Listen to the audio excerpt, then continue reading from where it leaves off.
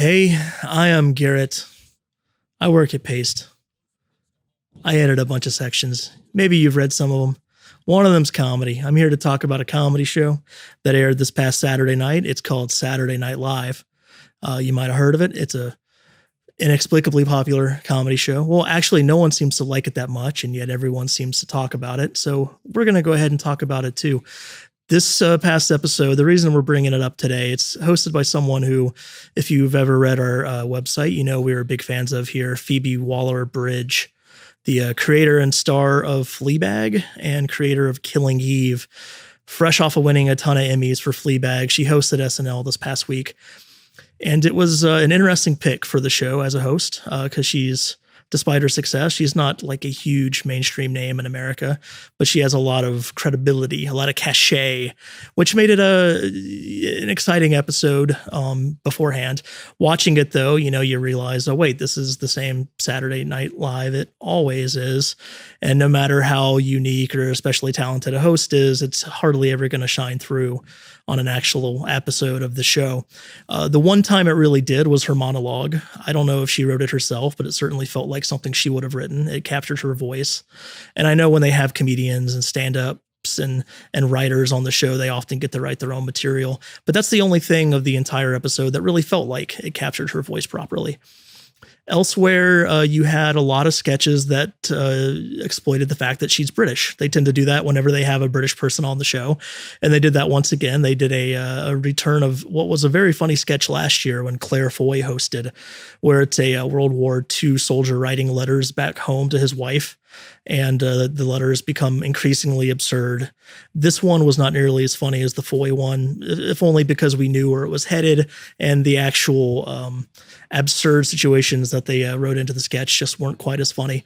There was a really funny sketch involving the royal family. They do tons of royal family sketches on the show. Very few of them are ever actually funny, but this one worked really well, mostly because of Keaton Thompson. The concept was that a duchess from the 70s met and fell in love with an American who was basically Rudy Ray Moore from Dolomite. He was some sort of stand-up comic / kung fu blaxploitation film star, played by Keaton Thompson, and just the level of commitment he brings to all of his roles always makes him pretty much one of our favorite parts of SNL. And so that was of the two like British focused sketches, that was easily the best. The thing that probably got most attention on the social media yesterday, which I didn't really check this out, but the cold open, once again, a political cold open like they always do, with another celebrity stunt cast cameo as a Trump administration figure.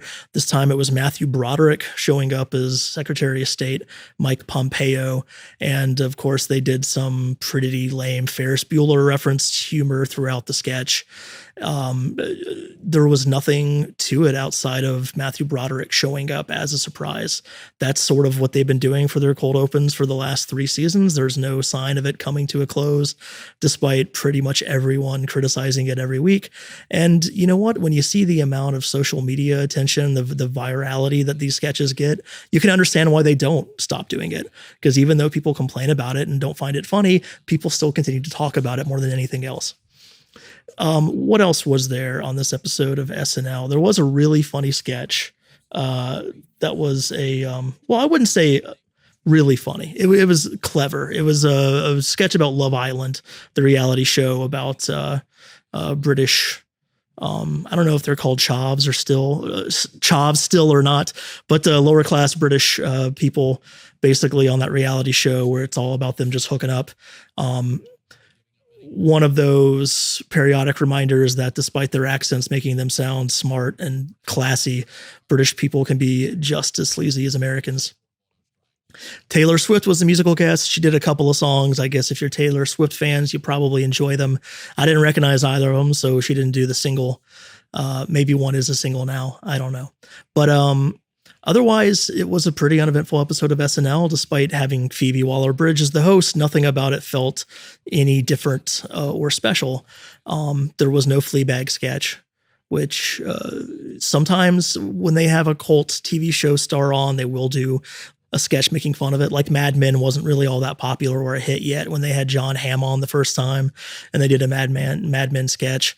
They didn't do a Fleabag sketch at all, which probably makes sense given the audience for SNL. Was it worth watching? I mean, if you watch SNL typically, yeah, you probably already watched it. There's really not much worth seeking out online though, if you didn't catch it. So, yeah, that's what happened on SNL this week. I don't know if we're going to keep doing these videos or not. This was kind of a one-off idea that we tried just because of Phoebe Waller-Bridge, and who knows? Maybe if we get enough traffic on this one, we'll go ahead and keep doing these. Anyway, thanks for watching. Have a fantastic day.